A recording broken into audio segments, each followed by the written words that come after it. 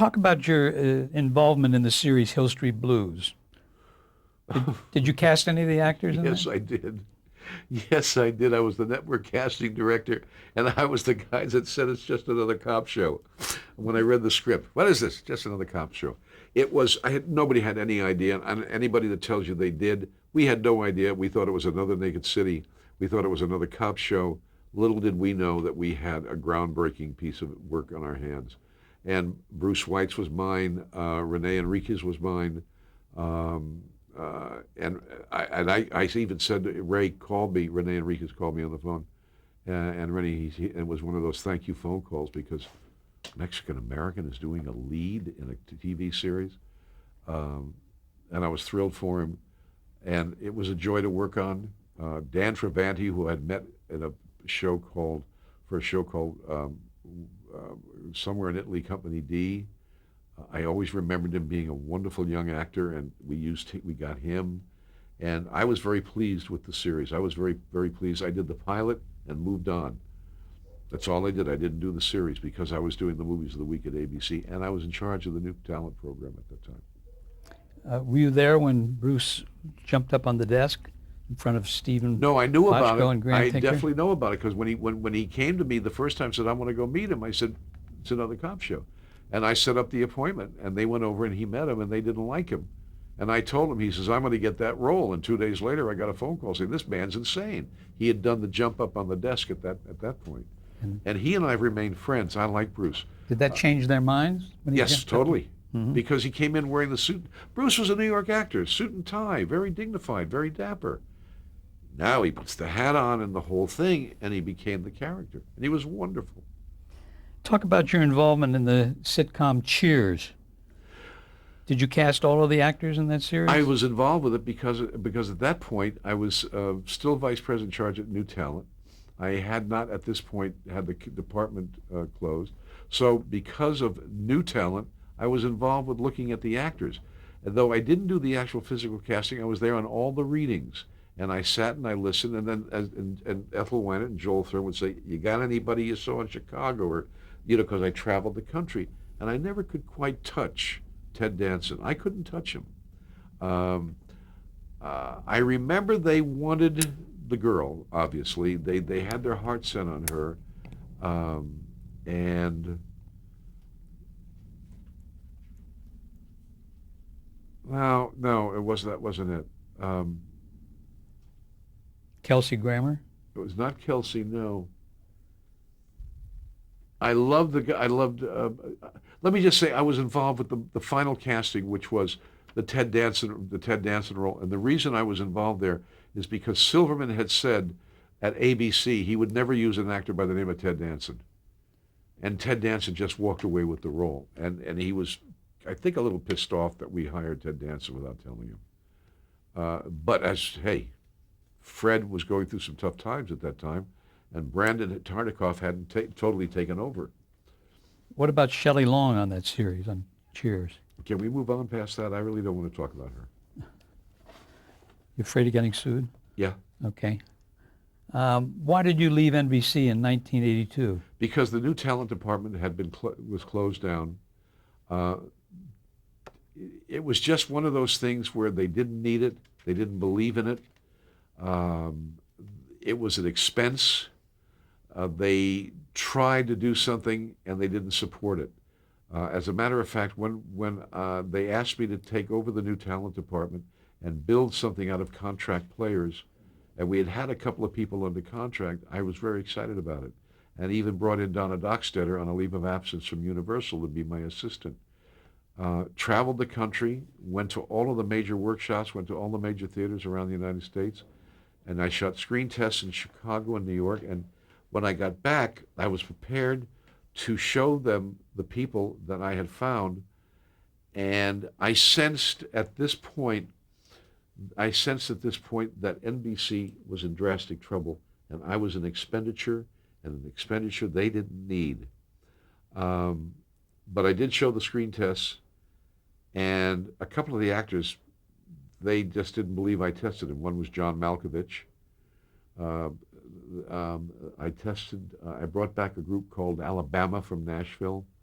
I brought a girl back by the name of Barbara Mandrell, because I was also looking at music, um, and a few other people, D.W. Moffat, and people like that. But they weren't prepared to put their money where their mouth was. It was a very disappointing thing because I got Malkovich to test for a contract at um, at NBC, and when they decided to close the program, I said, I don't want to be part of this anymore because I wasn't happy at NBC. I wasn't happy with where it was going. I didn't like the shows. Uh, I really was not enjoying myself. So when you left there, you went to Las Vegas. What I did is I asked Roland Perkins to get me out of my deal. And obviously something was right because they gave me every dollar they owed me. There was no negotiation. At that point, I said, I want to take my daughter, I want to get out of town, and I want to raise her out of show business. It was a drastic, hard decision to make for the very simple reason that my father was still alive and he loved his granddaughter. But I knew I had to make an emotional and financial and a physical move, and I moved to Las Vegas. Did you start working there? Immediately. Immediately. I was there 2 weeks and I was employed. And I was employed until the day I came back to casting. I have here on my notes that you were associated with Jerry Lewis on the national telethon that he does. I have done the Jerry Lewis Muscular Dystrophy Telethon since 1972. What do you do on it? I am the executive in charge of talent, and now I am the executive in charge of all talent consulting for the telethon. We have a whole department that does the talent, and I am strictly the consultant. I work for them 10 months out of the year, and my life is wrapped around JL and that. What kind of talent do you look for? Everything. I book the show. When you look at the show, the acts that are on there, along with two other people, we book that show. We put everything on there that you see. I don't care what it is, appeals, singers, dancers, comedians, jugglers. I book the Broadway shows that are on there. I do everything for JL that I possibly can to make it a success. How is he personally to deal with? Can we ask that? You certainly may. I think he's absolutely one of the most wonderful human beings I've ever met. He is the most professional. He is the dearest man. He believes totally in what he's doing. He doesn't make one single penny on that show. He is a listener. If you look around my office, you'll see photographs with he and I talking, and he's listening. If he doesn't trust something that's on the show, he will come to me and ask me. If I don't trust something that he's doing, I will go to him and tell him. It is a relationship. Thank you to Danny Arnold, because Danny and he were the best of friends. And when he was looking for a casting director, Danny said, get Foy, you will love him. Turns out that he was enamored of my father. And so in 1972 we met, and when questions come up, he'll say, listen to him. He's show business.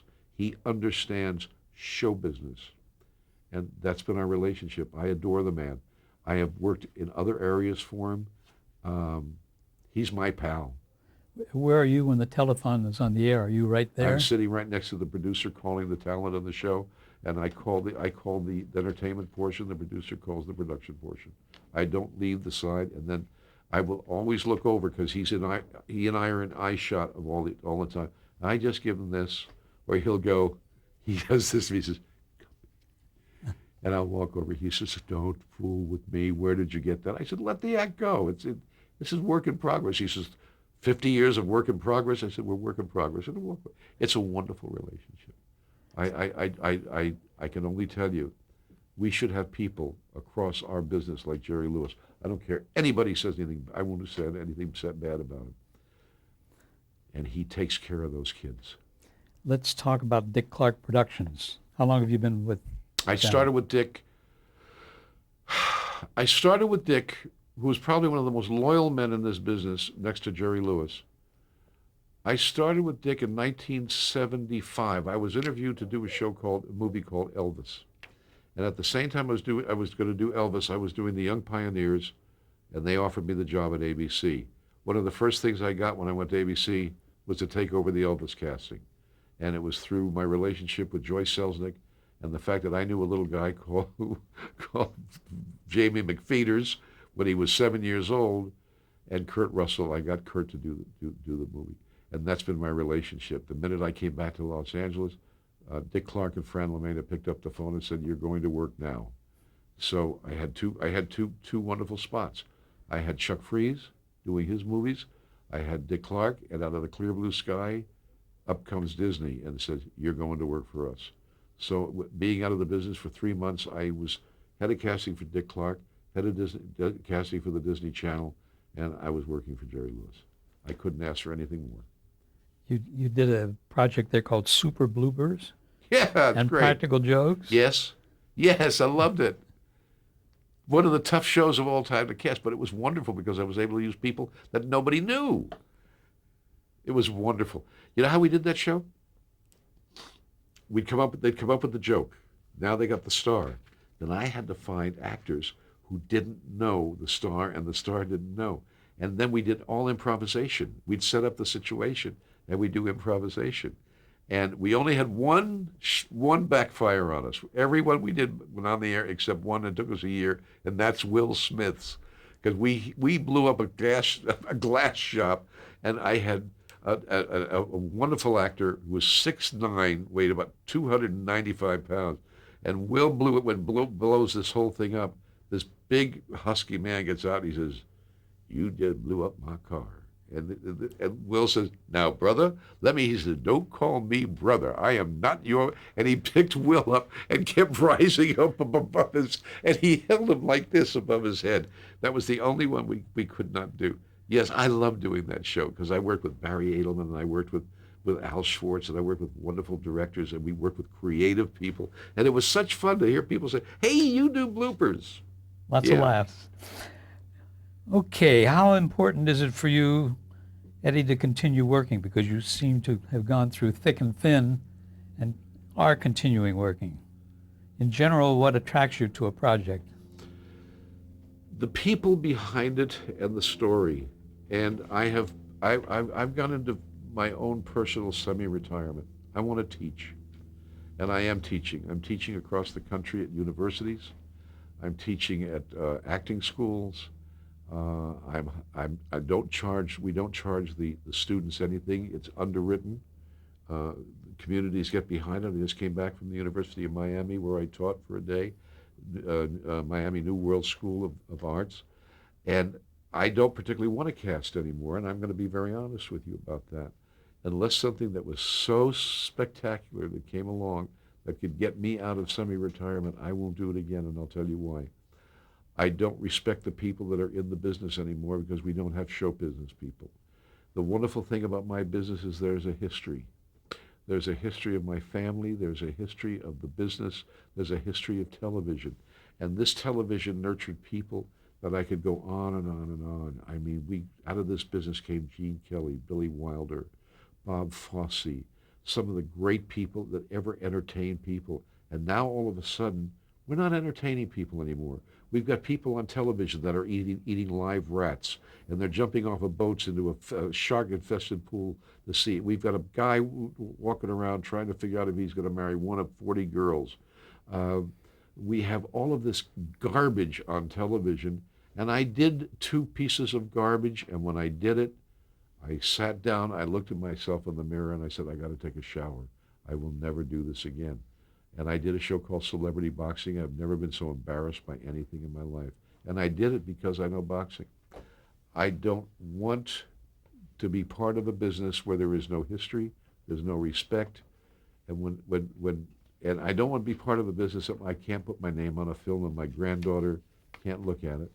I've got to come, and I'm married to a lady for 5 years. I was a single parent. I don't want my wife to look at something that I do on television and say, I don't like that. I don't want my stepchildren to do it, and I don't want my daughter or my grandchildren to see anything that I'm embarrassed by. I therefore cannot participate in this business anymore because I'm embarrassed by most of the stuff on television. Well, what advice would you give to someone starting out in casting for television today? In casting, Yeah. first thing I would do is I would get with somebody who really knows what they're doing. Don't get up from behind a secretarial desk or get up from behind an agent's desk and say, I want to be a casting director. Go find the right person that you can study with. Find out what it is to learn the psyche of the actor. Forget whether the actor has talent. Forget whether or not she's good looking or he's handsome or she's got great breasts and he's got a great set of buns. Forget all that. Find out what the actor is all about. Then go out and read a little book called The Complete Works of Shakespeare and find out what our theater is about. And then go find out what Noel Coward was about.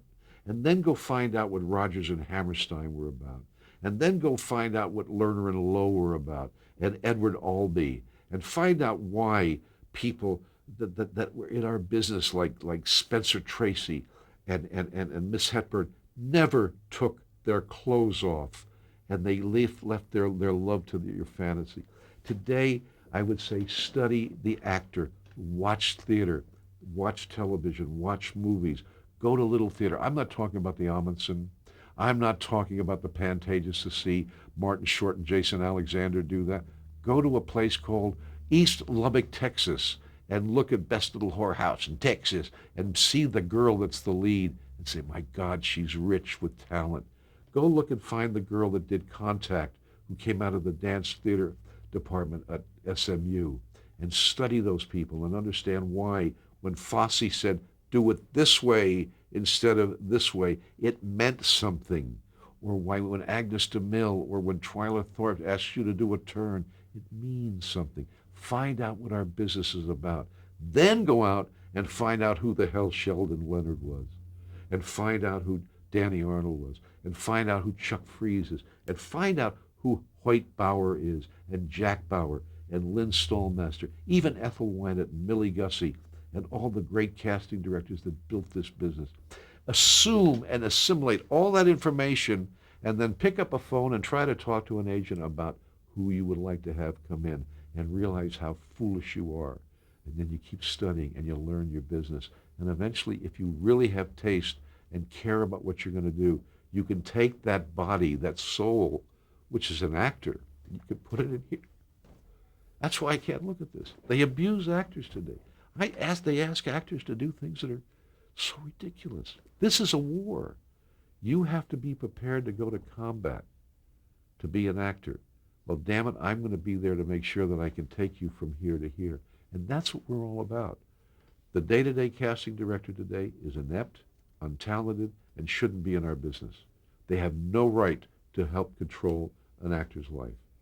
But then you take a Barbara Clayman, tough, hard, tough lady, and she looks at you, and when you don't get the role, she says, thank you very much, closes the door, and she breaks down in tears. That's a casting director. When Mike Fenton loses out on getting somebody he cares about, he slams the door closed, and he sits there and he shakes. And he's like this because the idiots didn't buy that person. I used to close the door, and I just stand there and say, dear Jesus, please don't get mad at me because I had to say no. That's what a casting director is. Love the work. Understand the art. This is an art form. Casting is just not a bunch of goddamn names. It's why is this guy right? Forget these 40 people. Why was Bruce Weitz right for that role? Because he proved it. That's what a casting director should do. They should go out and learn their craft and then make sure they respect their craft. Because we're in a business that's like a snake. You screw around with her, she's going to bite you right in the butt. That's my feeling. Your advice would go as well for an actor to do all the things that you talked about. Study. Acting schools. Actors go to bad acting teachers. Bad acting teachers are bad actors, and they're teaching young actors their bad habits. They're out of work because they're rotten actors. The good acting teachers are people who are professional. They care about the student. They have ways of reaching in and get organic performances out of them. A good acting teacher will sit with you for 2 or 3 weeks before he even asks you to do anything. A professional will sit there and help you and make you work inside and get it outside so that when you're ready to do it, your life becomes part of the art. I believe so strongly that an acting teacher can make or break a performer. So therefore, come to Hollywood prepared. Know what you're going to do. Make sure mom and dad are behind you. Make sure you have a good faith background, that you can rely on yourself. Keep sure that you always stay within a good workplace, mental workplace. Take care of your body. Take care of your faith. Take care of your health. and take care and respect your talent. Okay. Did you have a mentor at all in your career, Oh, or did you yeah. do it all on your own? Jack Bauer. Jack Bauer. How would you like to be remembered? Uh, Told it like it was. I never screwed an actor. He always told me the truth. He never hurt anybody. And very truthfully, a man who loved his family more than himself. If that was to be anything, he loved his family more than himself. It's now 4:30. I got an hour before my bride of 8 years gets home. Can't wait for it to see her. We're going to tell you right now, this was terrific, and we thank you so My much pleasure. for putting everything into it that you did. And I know that it will be a gem in the I hope so. archive of American television. Thank you. Thank you much. Thank everybody here. I hope I didn't bore the hell out of you. Okay, Karen, to end there?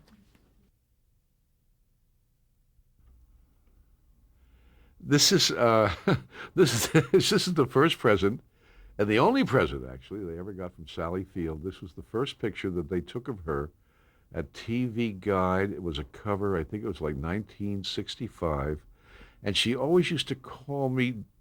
She always used to say to me, "Hello, Foy, noodles," and it's up there. She's got toodles or noodles or something, and she used to say to me all the time, "God bless you, my child," and I've kept this with me because she's a special lady. She's means so much to me, my career, and to what I believe this business is all about. She's a very truthful actress. This is Sheldon Leonard, and this is probably one of the few giants in the entertainment industry, and a pure professional actor and a brilliant producer. Sheldon Leonard, there was never be one before him. There will never be anybody after him. He was one of a kind, and he was the master. I can't say anything more about him.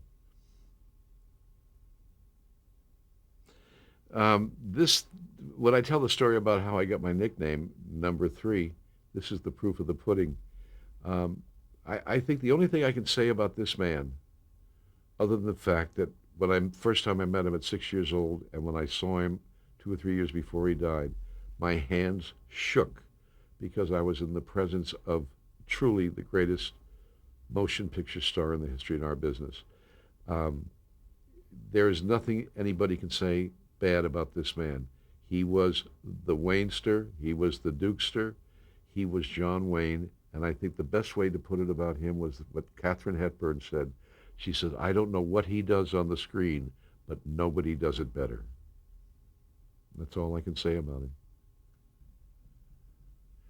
I have to say it this way. This is taken at Jerry's surprise birthday party in 1991.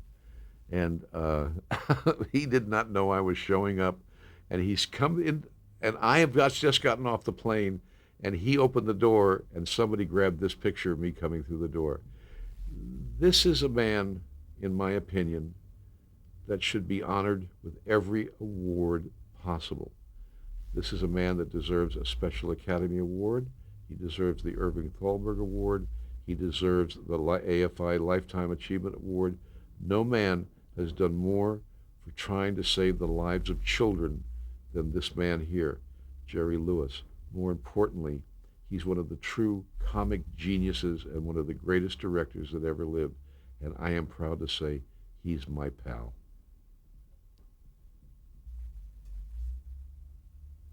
This is probably, of everything that I've got, one of my most prized possessions.